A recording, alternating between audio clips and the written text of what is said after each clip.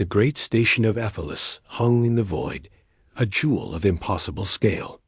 It was the heart of the Galactic Convergence Council, a place where 1,000,000 species, united in peace and prosperity, guided the known galaxy. Its spires were made of solidified light, its docks welcoming ships that bent space itself to move. For 10,000 years, new species had arrived here, humbled and eager, to beg for a seat at this grand table. Today was different. Today, they were not curious. They were amused. The object of their amusement was a small, angular ship drifting toward the primary docking spire. It was the Daedalus, the diplomatic vessel from a species so new to the stars, they barely registered. Humanity from the Sol system. On the Council's observation decks, representatives gathered, their forms shifting and glowing in the soft light.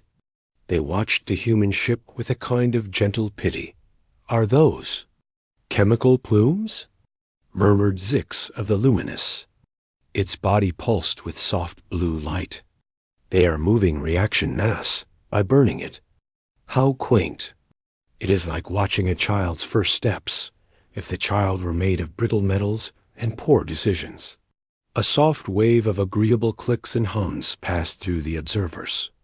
The Daedalus did not slip gracefully into its berth. It maneuvered with small, precise bursts of fire, a method the galaxy had abandoned before the Council was even a dream.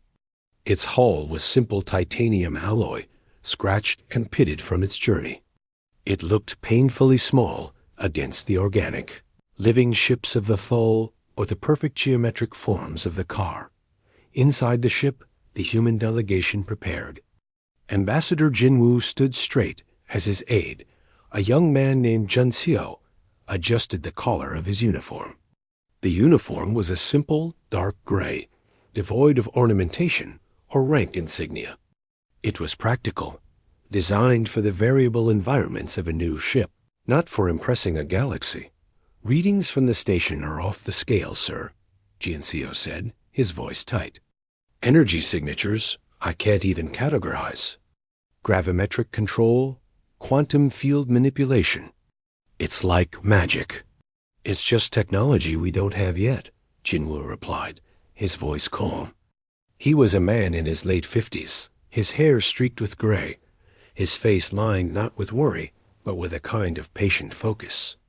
Remember the briefing. We are not here to compete with their toys. We are here to show them our character.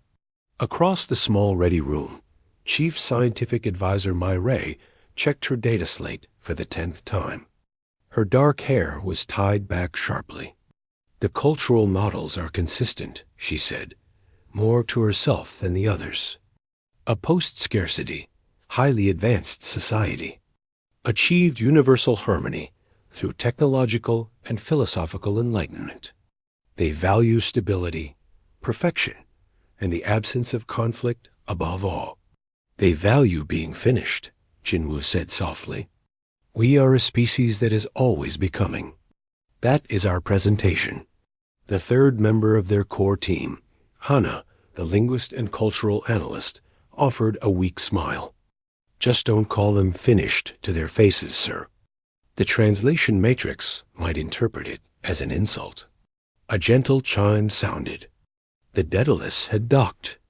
The airlock door hissed open, revealing a corridor of shimmering, self-illuminating material that seemed to breathe. A being awaited them, a tall, slender figure with delicate, iridescent skin and large, dark eyes. It was their assigned greeter, a Celestrian. Welcome, delegates of humanity, to Ephesus, it spoke, its voice a melodic chime that came directly into their minds through their translation earpieces. I am Alara. Please follow me to the Grand Amphitheater. The Convergence Council awaits your audience. The walk through the station was a silent lesson in galactic supremacy. They passed walls that flowed and changed color, gardens with plants that sang in harmony, and floating orbs of light that provided warmth and comfort. There was no dirt, no clutter, no sense of struggle. Everything was clean, perfect, and serene. The other species they passed looked at them with polite, distant curiosity, their emotions unreadable. Juncio leaned toward Ray. No visible infrastructure. No wires, pipes, nothing. How does any of this work? Technology's so advanced, they're indistinguishable from the environment itself. Ray whispered back. It's awe-inspiring and terrifying. They finally reached the great doors of the grand amphitheater. The doors, twice the height of any human building, were not solid. They were made of cascading energy, a waterfall of light that parted silently as Alara approached. The sight beyond stole the breath from all four humans. The amphitheater was a vast bowl under a dome that showed a perfect, star-filled sky. Seated in tiers that rose to impossible heights were the representatives of the galactic convergence. There were thousands of them. A being of molten rock sat next to a creature of swirling gas. A crystalline entity sparkled beside a floating, jellyfish-like form, pulsing with bioluminescence. The air hummed with a low frequency of power and age. At the center of the lowest tier, on a raised dais, sat the council overseer Kylox. It was an avian species, covered in sleek silver feathers, with a sharp beak and intelligent golden eyes. It stood as the humans entered. The Convergence Council recognizes the sapient species, originating from the third planet of the star Sol. Designated humanity. Kylox's voice rang out, clear and sharp. You have been observed. Your tentative explorations of your local stellar cluster have been noted. You are granted this audience to present your case for provisional membership in our community. Show us what you bring to the great peace. One by one, various council members displayed the pillars of their civilization. A hologram the size of a mountain showed a completed Dyson sphere, a star entirely encased to harvest its energy. Another demonstrated the instantaneous dismantling of a rogue asteroid into useful atoms. A third presented the concept of the Galactic Archive, a repository of all knowledge, where any being could access any information ever recorded. There were displays of perfect environmental engineering, of art that changed based on the viewer's soul, of personal immortality achieved through mind-uploading. It was a breathtaking, humbling parade of absolute mastery over matter, energy, and life itself. The underlying message was clear. This is civilization. This is the end point of evolution. What could you possibly add? Finally, it was humanity's turn. Jinwu walked to the small, plain circular platform designated for petitioners. He felt microscopic. The eyes of the galaxy were upon him, not with hostility, but with a bored, polite expectation. He took a deep breath. Esteemed members of the Convergence Council, he began, his voice amplified by the chamber to a thin, reedy sound compared to the rich tones that had preceded him. Thank you for this honor. We have seen your wonders, and we are truly impressed. Humanity does not come before you with wonders of engineering or miracles of physics. We come with a story. A faint ripple of confusion passed through the chamber. A story? Jinwu nodded to Ray. She tapped her data slate. Above the platform, a small, simple hologram flickered to life. It was not a dazzling star map or a complex schematic. It showed a room on Earth, a hospital room. In a bed lay a young human boy, his face pale, his eyes tired. Text scrolled beside the image, translated for the council. Subject, Taiyang. Diagnosis, vector cellular decay syndrome. Prognosis, terminal. Estimated lifespan, 8 standard months. This is Taiyang, Jinwu said. He was 8 years old. His disease was a random error in cellular replication. It was considered incurable. A death sentence. The hologram shifted. It showed a timeline, and on it, icons blossomed: research papers, video calls, laboratory feeds, public rallies. It showed scientists with tired eyes, parents crying, communities raising funds. It showed failure after failure, after failure. Test subjects lost. Theories crumbling. Despair. We faced this enemy, Jinwoo continued, his voice gaining a quiet strength. We did not have the technology to simply edit it away. We did not have a database of universal cures. So we did the only thing we know how to do. We fought. Every person who could contribute did. Biologists, chemists, data analysts, even the public who donated and offered support. We fought the problem with our minds, our hearts, and our stubborn will. The timeline advanced. A breakthrough. A risky, experimental retrovirus. Testing. An agonizing wait. And then a final image. Taiyang, no longer in a hospital bed, but in a green park under a yellow sun. He was laughing, his cheeks rosy, kicking a black and white football with a group of friends. The text now read, Subject, Taiyang. Status, disease-free. Current age, 14. Projected lifespan. Full. Jin Woo let the image hang in the silent air for a moment. This is our offering. It is not a machine or a weapon. It is our process. Our refusal to accept a no from the universe. We call it perseverance. We call it solidarity. We call it hope. For us, no enemy, not disease, not despair, not even the cold void of space, is ever granted final victory. This is the spirit of humanity. He finished. The hologram faded. Jinwoo stood on the platform, waiting. For a moment, there was only the hum of the station.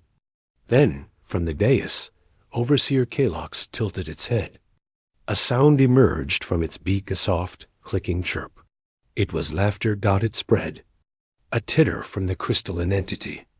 A watery gurgle from the jellyfish being. A low rumble from the being of molten rock. It was not cruel laughter, not the laughter of bullies.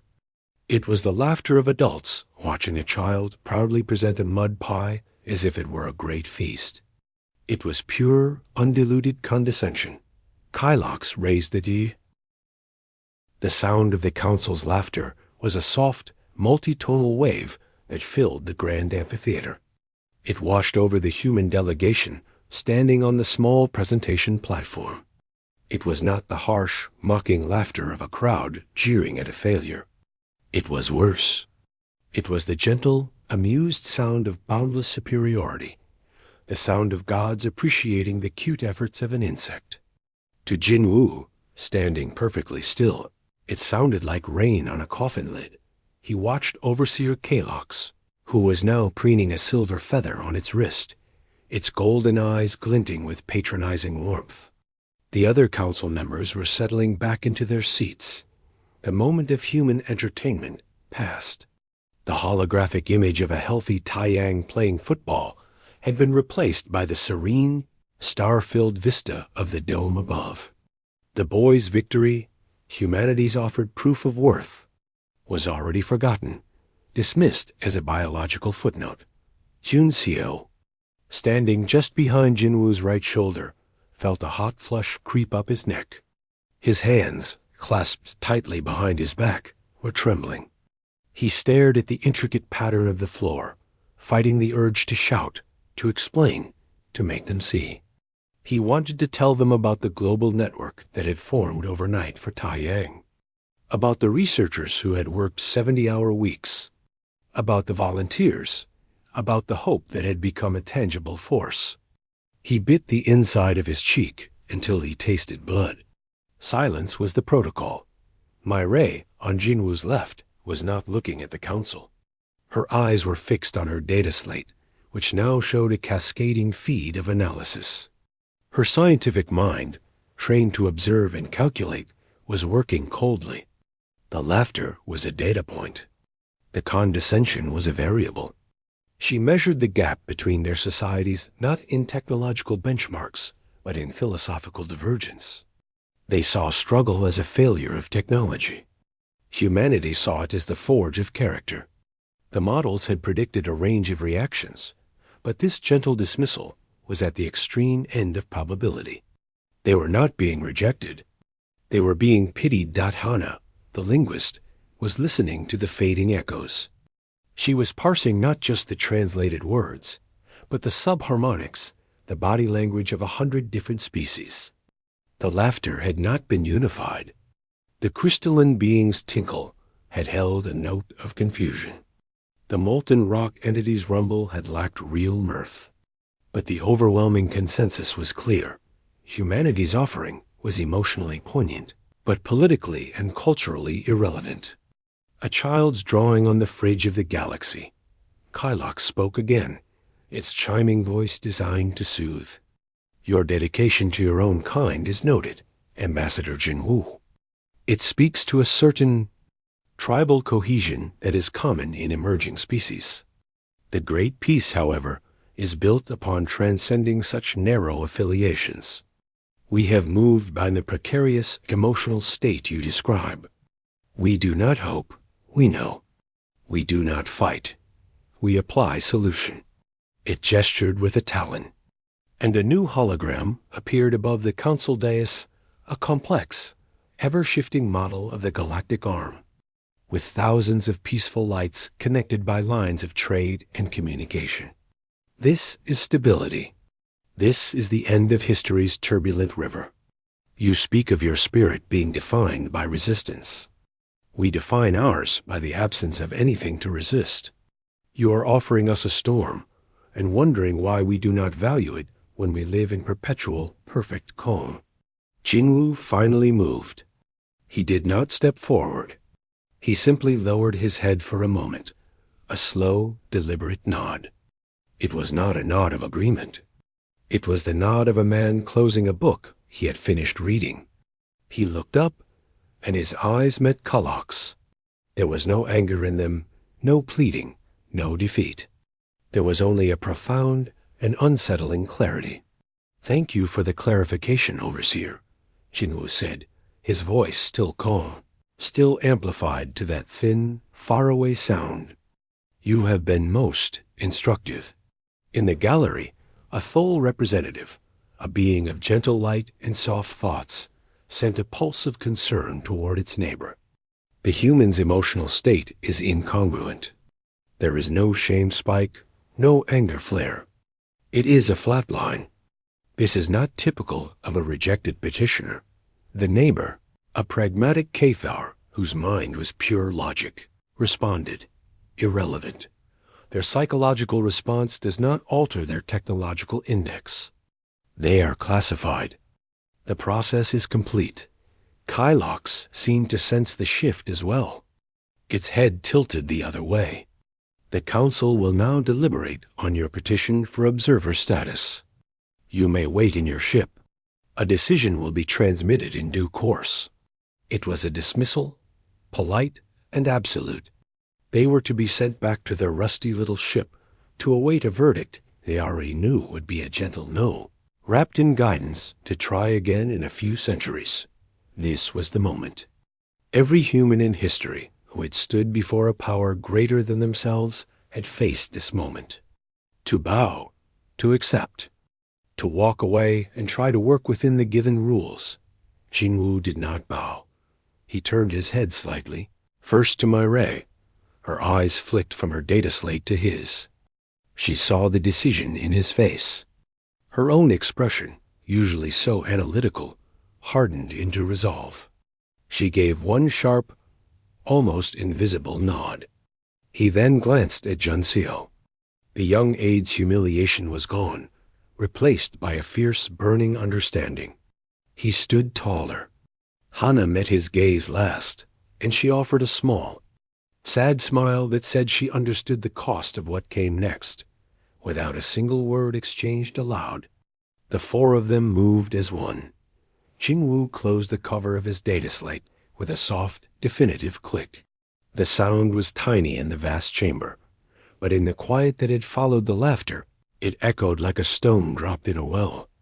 Myrae did the same. Junseo and Hana followed suit.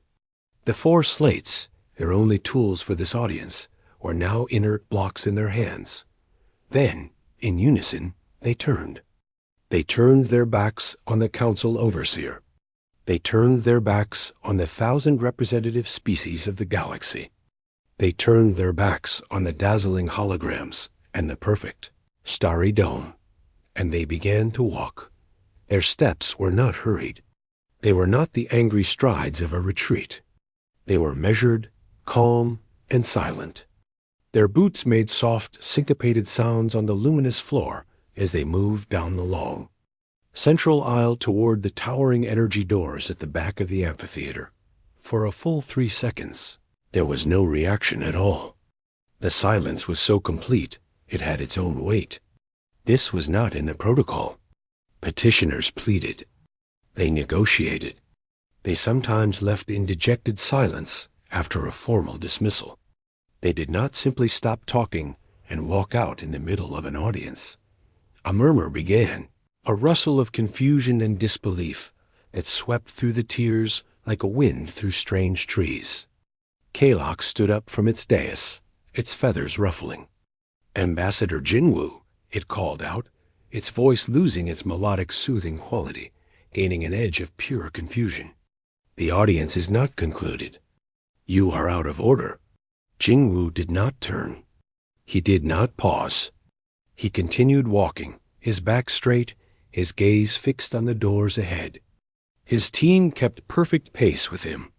They were a small gray island of silence, moving through a sea of bewildered energy. Human delegation.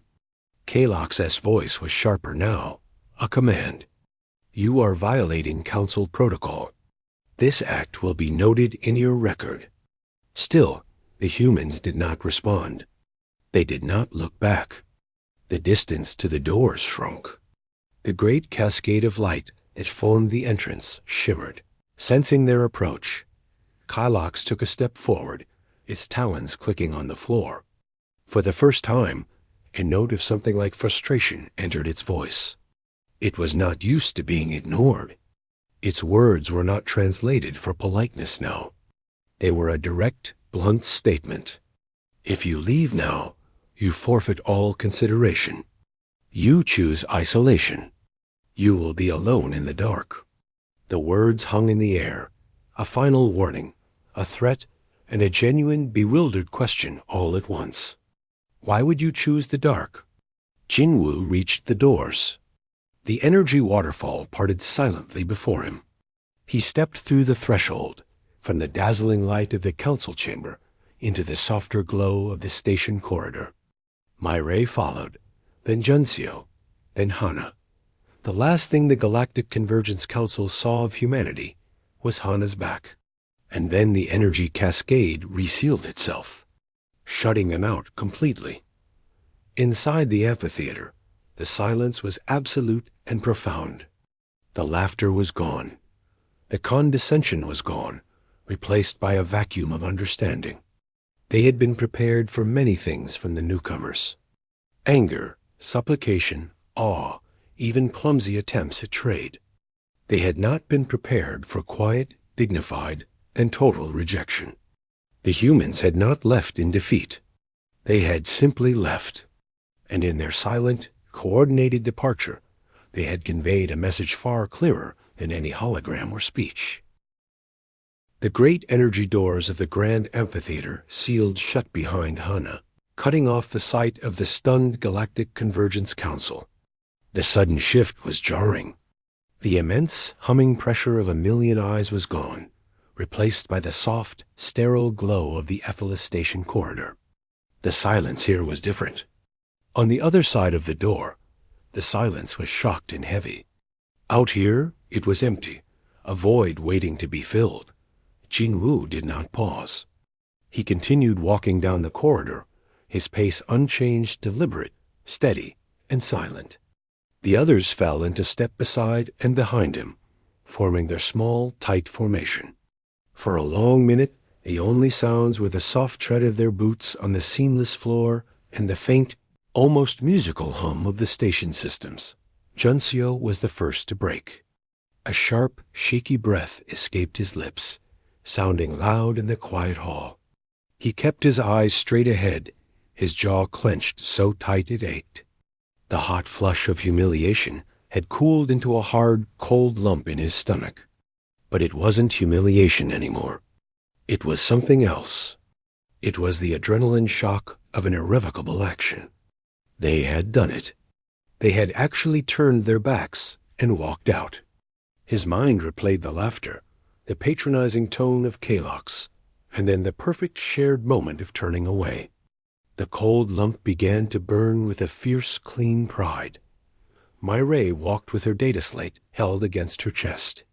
Her mind, always analyzing, was already kilometers ahead. "They will not follow protocol," she said, her voice low but clear in the emptiness. "There is no protocol for this. The nearest analog is a petitioner having a psychological breakdown. They will likely send a medical or security drone to intercept us, to ensure we are not a threat to ourselves or the station." Jingwu gave a slight nod but said nothing. His eyes scanned the elegant, flowing architecture of the corridor, looking for signs, for anything familiar. Hannah glanced at the walls. "The station's ambient systems are querying our emotional states," she reported, her voice clinical. "Pulse, respiration, pheromone output.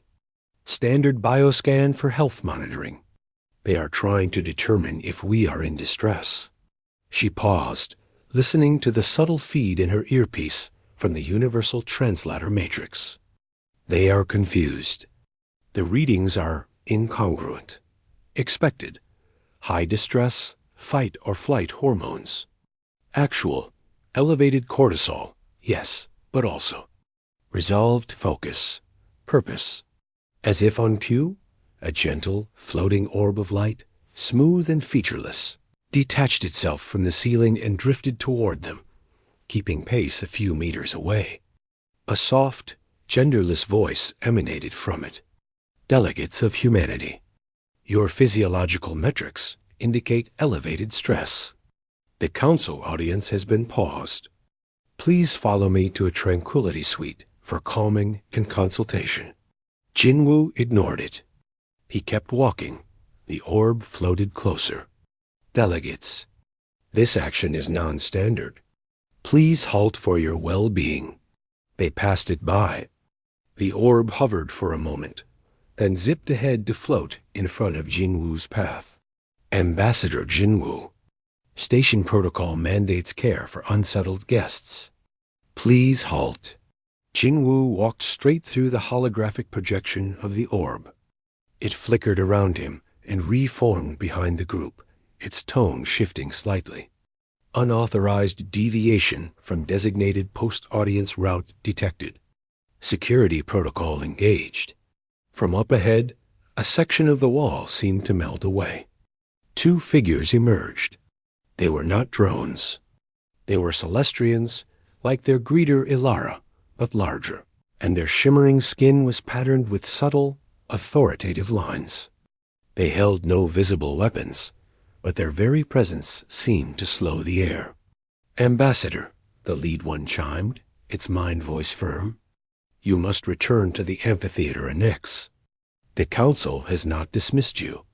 Your departure is a breach of conduct." Jinwoo stopped for the first time. He looked at the Celestrian, his expression calm but utterly intractable. "The council laughed at our offering," he said, his voice quiet. "The audience, for us, is concluded. We are returning to our ship." "The council determines when an audience is concluded," the Celestrian replied, a note of incredulity in its tone. It was not used to its directives being seen as optional. "You do not have permission to leave the station." "Are we prisoners?" Myrae asked, her voice cutting and clear. "Has the Galactic Convergence Council, in its great peace, declared that species who decline membership must be detained?" The question hung in the air. The two Celestrians exchanged a glance, a subtle shift in the light on their faces.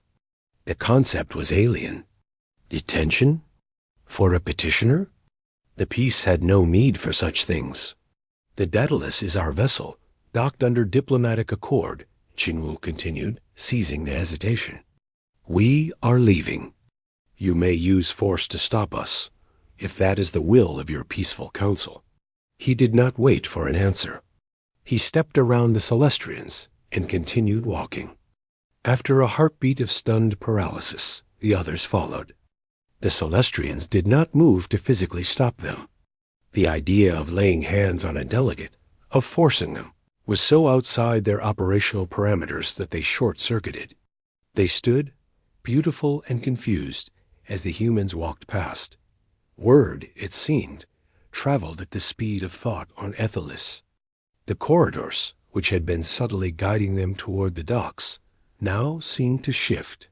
Gentle, persuasive illusions of restful gardens or calming vistas appeared in archways, trying to lure them off course.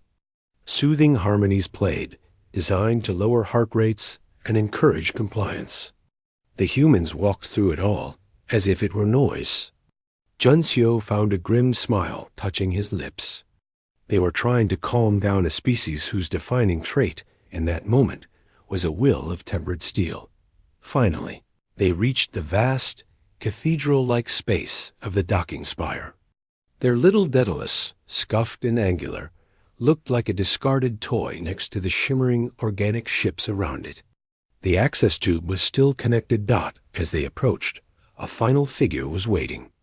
It was Overseer Kalox itself. It had used a quicker route. It stood before the tube's entrance, its feathers smooth, its golden eyes piercing. All trace of amusement was gone. Now there was only a deep, unsettled scrutiny.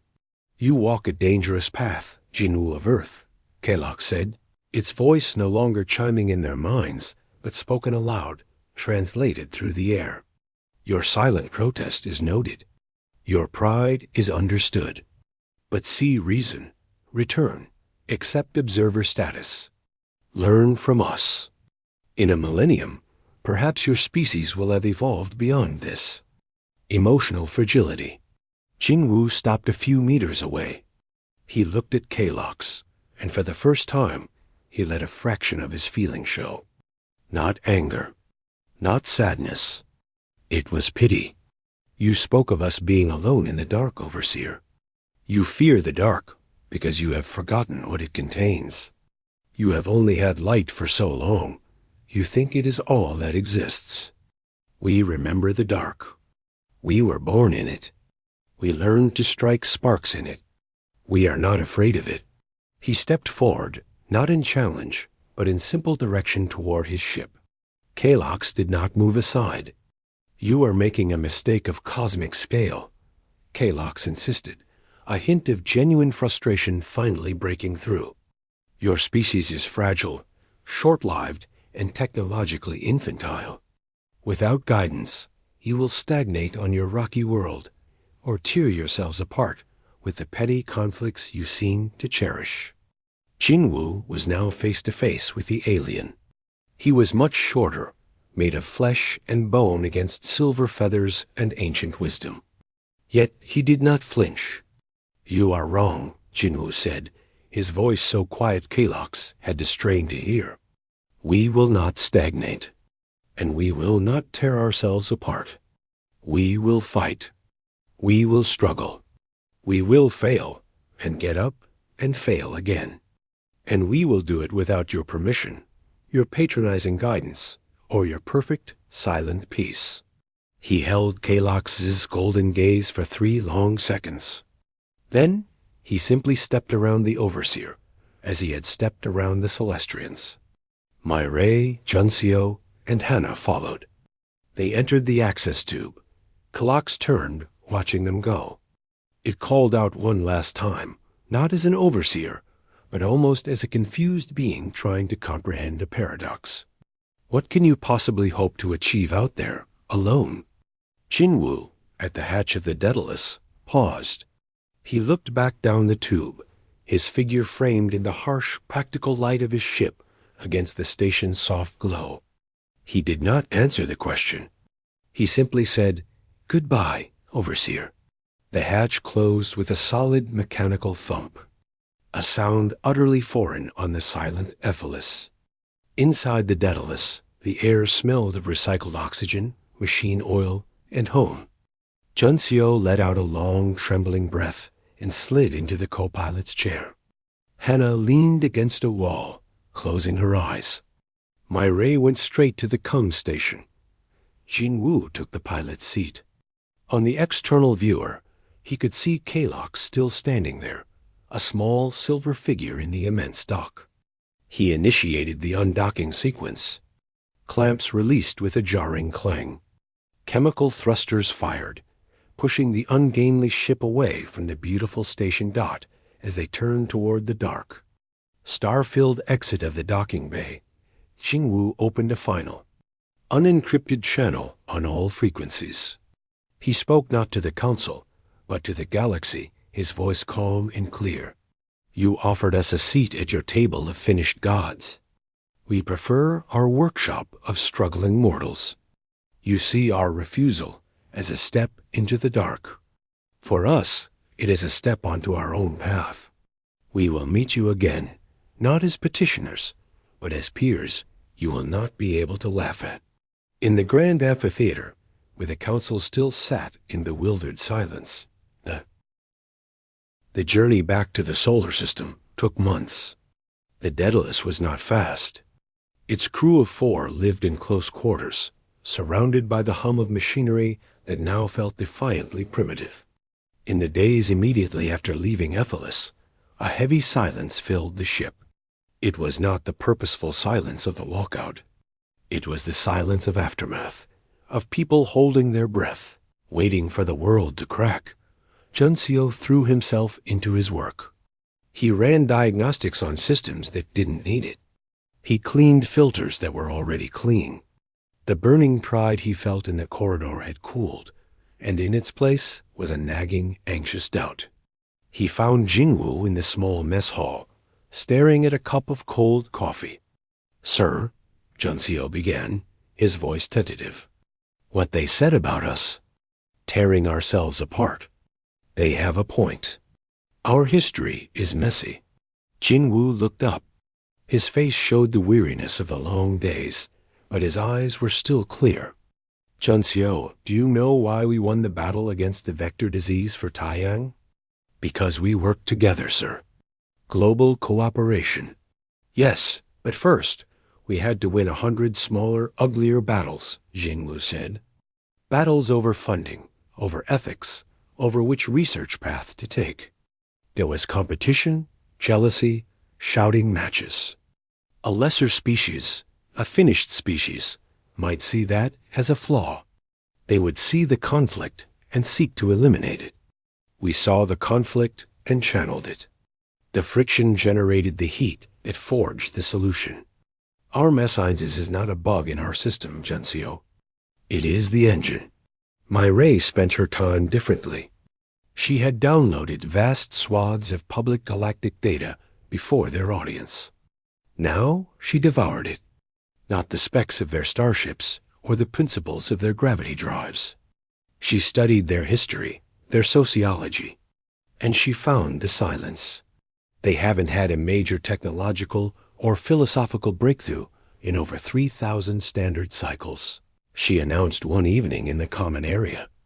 Her holographic displays floated around her, showing timelines and graphs. It's all refinement, making what they already have slightly more efficient, slightly more elegant. Their great peace isn't a triumph. It's a plateau, a very comfortable, very beautiful plateau. Hannah looked up from her own work, translating the subtext of the Council's final statements. And they're afraid of falling off, she said softly. That's the source of the condescension. It's not just superiority. It's fear. Our story of struggle scared them because it reminded them of chaos. And chaos is the one thing their perfect society cannot tolerate. Back on Earth, the news of the delegation's silent walkout was not met with universal praise. There was panic in some quarters. Diplomatic crises. The stock markets, built on the promise of galactic trade, plummeted. Some world leaders called it the greatest act of arrogance in human history. They had been offered a golden ticket and had thrown it in the galaxy's face. But something else happened too. The video of the presentation, the story of Taiyang, the council's laughter, and the calm, silent turn of four backs spread across the planet. It was raw, human, and utterly compelling. People didn't just see a diplomatic failure. They saw their own story reflected. The struggle to pay bills, to beat an illness, to build something better for their kids.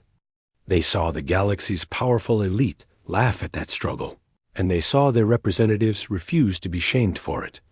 A shift began. Not a uniform one. It was messy, argumentative, and loud deeply, fundamentally human. The old dreams of easy galactic handouts died. In their place, a harder, fiercer resolve was born.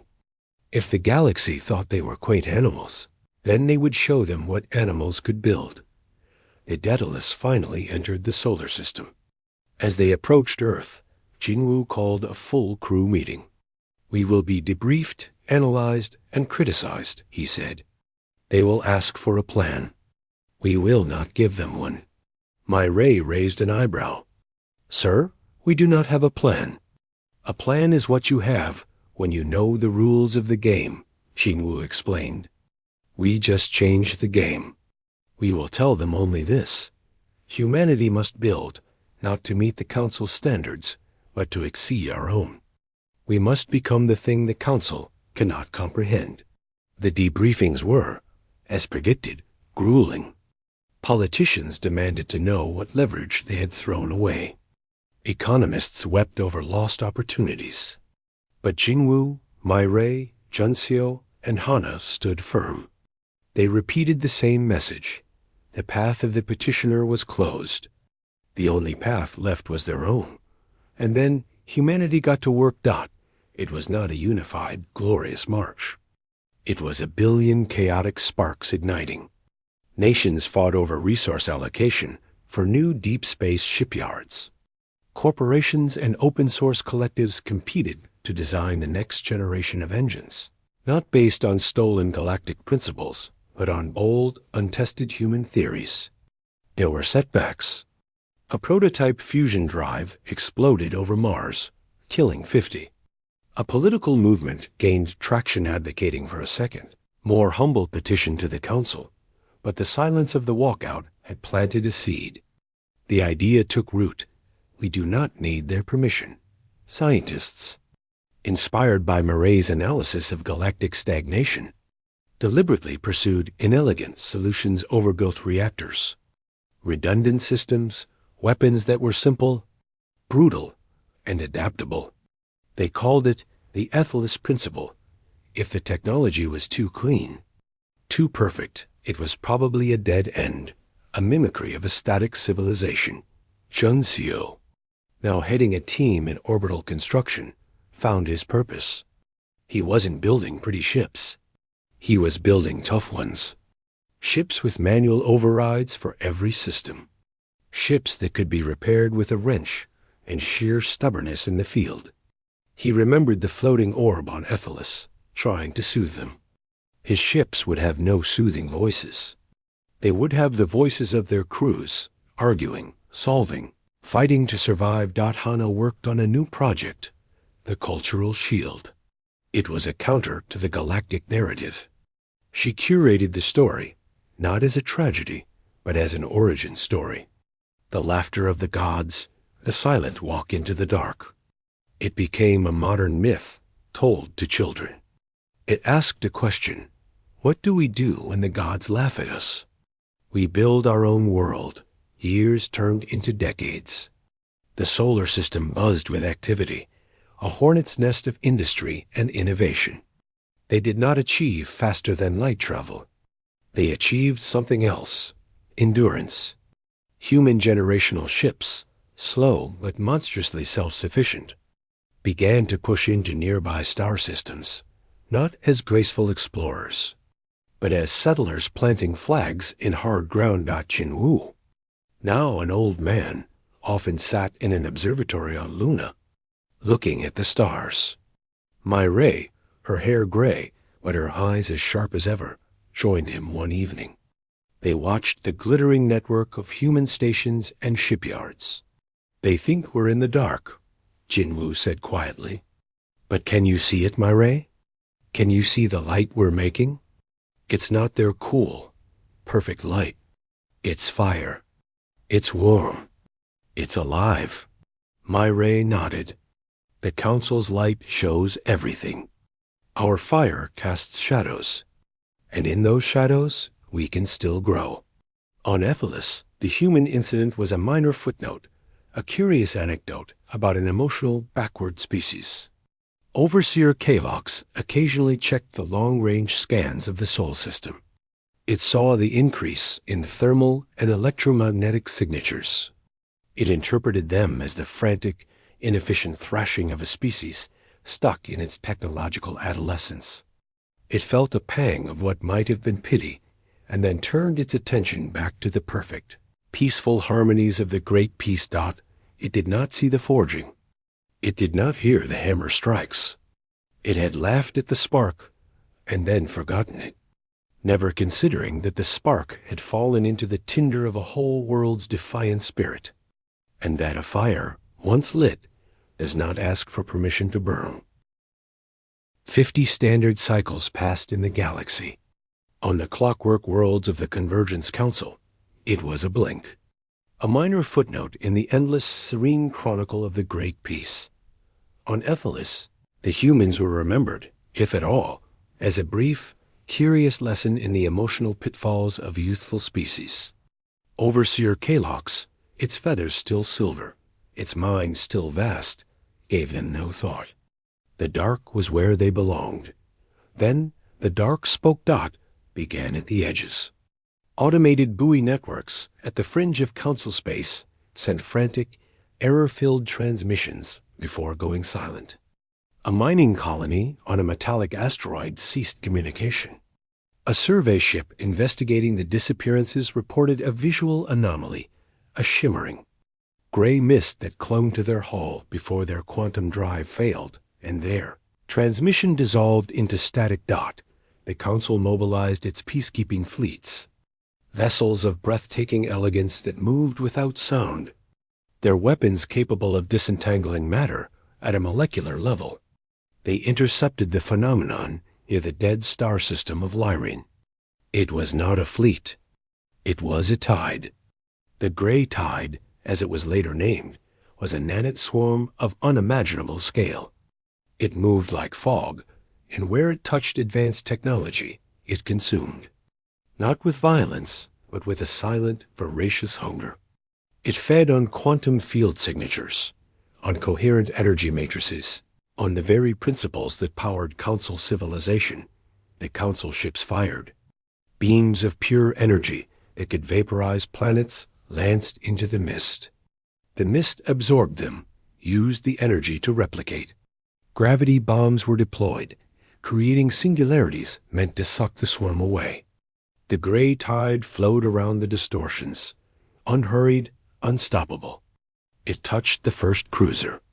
The ship's perfect white hull turned a dull, dead gray. Its lights went out.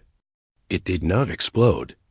It just became inert, a frozen statue, and then it dissolved into more mist. Panic, a forgotten emotion, bloomed in the hearts of a million species. The Council's technology was perfect, and perfectly useless. It was a key that could only fit one lock, and the universe had just changed the lock. Their great peace, built on the absolute mastery of physics, had no answer for something that unmade physics itself. In the grand amphitheater, now a chamber of terrified whispers, Kalox watched the holographic feeds of fleets dying in silence. Despair, cold and absolute, gripped it. This was the end. Not with a roar, but with a quiet, gray whisper. At the height of the crisis, a new signature appeared on the long-range scanners. It was approaching the Lyrian system from an uncharted vector. It was not a Council signature. It was crude, loud, and defiantly analog, a blast of raw electromagnetic noise, radioactive isotopes, and simple thermal thrust. The scanners struggled to classify it. It was a fleet, but like no fleet the Council had ever seen. The ships were asymmetrical, all angles and armored plates scarred from long journeys. They ran on toroidal fusion reactors, technology the Council considered prehistoric. They had no quantum shields. They had slabs of physically forged composite armor. They had no elegant energy weapons. They had mass drivers' giant railguns that hurled solid tungsten rods at a fraction of light speed. And they were broadcasting on an old, simple frequency, a familiar voice, aged by decades but unmistakable in its calm clarity, filled the command channels of the dying Council fleet and the amphitheater on Ethelis. Convergence Council fleets. This is Admiral Jin Wu of the United Human Vessel Unyielding. We are detecting your distress. We are detecting an anomalous threat. We are moving to engage. Hold your position. Do not fire upon the gray mist. Repeat, do not engage it with your primary armaments.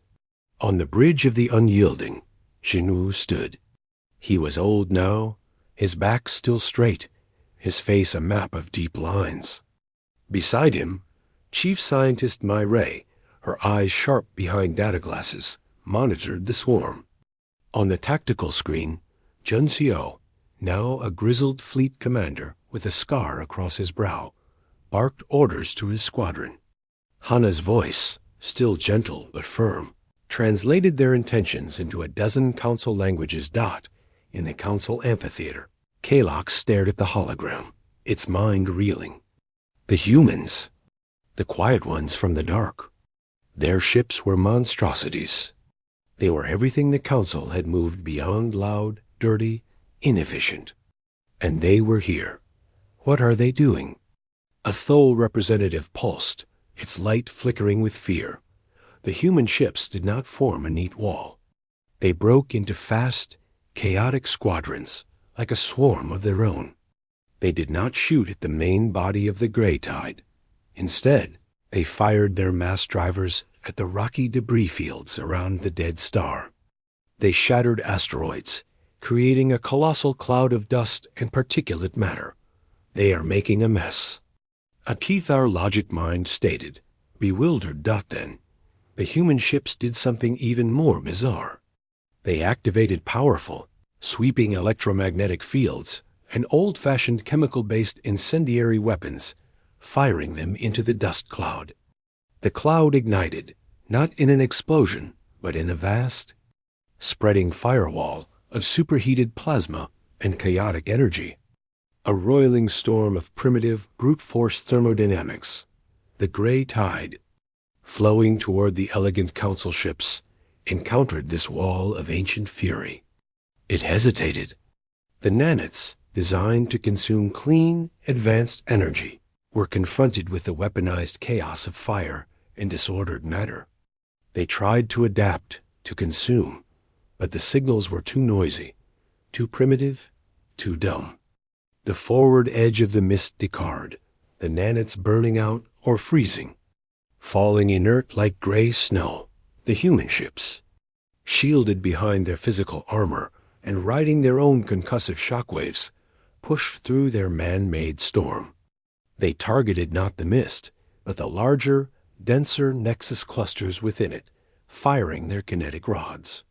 The rods, possessing no advanced energy signature for the nanites to eat, punched straight through, disrupting the swarm's cohesion. It was not a graceful victory. It was a brawl. A human frigate, the Stalwart, was caught by a tendril of mist. Its quantum core failed instantly, but its secondary chemical engines kept firing, its crew manually launching life pods as the ship dissolved. The humans fought with a terrifying, desperate adaptability, changing tactics every minute, sacrificing ships to create openings, communicating in a rapid, chaotic dialect that no Council eye could parse. Kylox watched, its golden eyes wide. It saw no perfect solution being applied. It saw a fight. It saw the humans using the very messines it had laughed at as a weapon. They were fighting the universe's entropy with human will, and they were, unbelievably, holding it back. A desperate priority hail came from the Council flagship. On the screen appeared Kalok's face, aged by fear rather than years. Admiral Jin Woo, your vessels. They are not affected. How? On the bridge of the unyielding, Jin Woo looked at the face of the being who had laughed at a dying boy's cure. He saw no laughter now, only a plea from a god whose heaven was failing. You mastered the universe, Jin Woo said, his voice calm, echoing his words from a lifetime ago. We mastered the fight against it. Your technology is a perfect picture. The gray tide consumes the picture. He gestured to the chaotic, beautiful fury on his view screen. We offered it the painter. The struggle. The noise. It does not know what to do with something that is still being made. He paused, letting the truth sink in across the light years. You once asked for our greatest achievement. It was never the cure for one boy. It was the will to find it. And that is what we bring you now. He leaned forward slightly, his gaze piercing the screen. Do you accept our help? The question hung in the air. It was not the question of a petitioner. It was the question of an equal. More than an equal, a savior who worked in a language of struggle the council had forgotten. Kylox bowed its head, a gesture of profound humility from a species that had known only superiority. We accept. Jin Woo nodded. Then get your surviving ships behind our firewall. And watch. He turned from the screen, not with dismissal, but with purpose. He looked at Mireille, at Junseo, at Hana. He looked at his crew, the children of the Silent Walk. All squadrons, he said, his old voice firm. Press the attack. Show them how mortals forge their peace. And as the crude, brave human ships drove the silent gray tide back into the void, the Galactic Convergence Council finally understood. They had laughed at the spark. Now, they huddled in the light of the fire that spark had built, warm, alive, and defiantly, beautifully unfinished.